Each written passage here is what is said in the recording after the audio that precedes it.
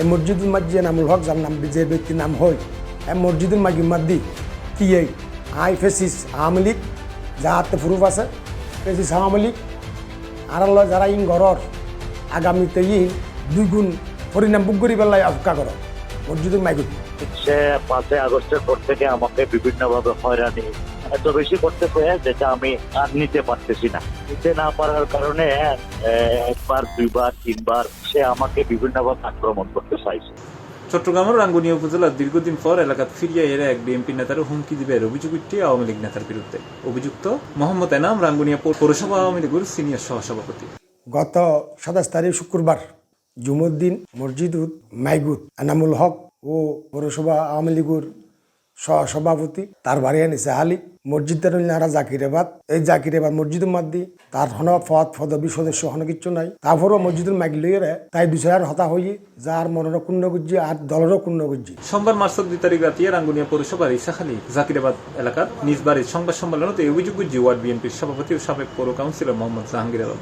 মসজিদুল নীলি আর বরবাইরে বিভিন্ন গালাগালি মানে খুব খারাপ ব্যবহার করছি এবং ইয়ান ভিডিও ফুটেজ আছে এবং এরপরে আবার এই টেলিফোন করিয়ে যা বাসা ফাঁস করিবেন নয় খুব খারাপ ব্যবহার করছি তৈলি সুতরাং অনারা ডাহানোর উদ্দেশ্য দেখি আরা চাই দেহ শান্তি এবং আরা নয় না আওয়ামী লীগ যাতে আরা আওয়ামী লীগ সিঙ্গল করছুম আরা তার বিরুদ্ধে আইনগত ব্যবস্থা নিবেন লাই অনার মাধ্যমে দেশবাসীরা জানায়। অন্যদিকে আওয়ামী লীগ নেতা মোহাম্মদ এনাম জানায় তিনি মসজিদ উন্নয়নের হাস লইয়ারেই এলাকার বিল।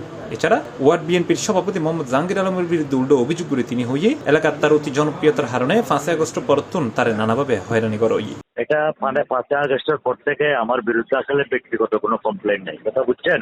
আচ্ছা, এখন সবকিছু ঠিক আছে, আমি সামাজিক ভাবে বিভিন্ন কাজে কর্মে জড়িত। বার, দুইবার, তিনবার সে আমাকে বিভিন্নভাবে আক্রমণ করতে চাইছে। তো সামাজিক ভাবে সামাজিক সমর্থনটা আমার পক্ষে থাকার কারণে খুব বেশি কিছু করতে পারে না।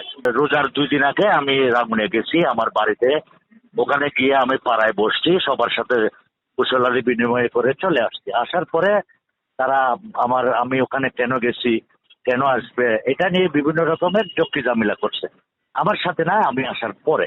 আচ্ছা, তো ওগুলা তো আমাকে ইনফর্ম করতেছে পাবলিক, ওটা বুঝেন নাই।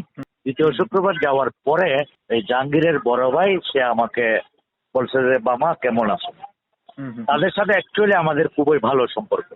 আমাকে বলতেছে কেমন আছো, আমি বলতেছি মামা কেমনে ভালো থাকে আমার ডোন্ট মাইন্ড, আমি জাস্ট ওখানে যে কথাগুলো বলছি ওইটাই আপনাকে বলতেছি, ঠিক আছে। আমার পিছনে এত বড় বাস ঢুকাই দিয়ে আমার সাথে এত শত্রুতা আমি করে আমাকে কেমন আছে জিজ্ঞেস করাটা তো কষ্ট লাগতেছে। তখন আমি তার সাথে কথা বলার সময় প্রাসঙ্গিক কিছু কথাতে যেটা বলার আর কি, আমি কিছু অবজেকশনেবল কথা বলছি, আমি তার ব্যাপারে কিছু অবজেকশনেবল কথা বলছি যেটা অনেকটা কথার কথা। আমি জাস্ট অভিযোগ করছি, বলি যে এটা করে লাভ কি, সমাজে সবাই মিলেমিশে থাকাটা হচ্ছে সমাধি। আমি মসজিদের কাজটা করতেছি, মসজিদটা আমার আব্বা ছিল, আমার আব্বার পরে আমার বড় ভাই ছিল, বড় ভাই মারা যাওয়ার পরে আমি ইনডাইরেক্টলি মসজিদের দায়িত্বটা পালন করে জাস্ট মসজিদটা দোতলার কাজটা শেষ করার জন্য একটা প্রিপারেশন নিই। এই ঘটনায় এলাকা জুড়ে চাঞ্চল্য সৃষ্টি হই, তবে জাহাঙ্গীর আলম রাঙ্গুনিয়া থানাত ইতিমধ্যে সাধারণ ডায়েরি করছে বলে জানাই। C plus TV, Chittagong.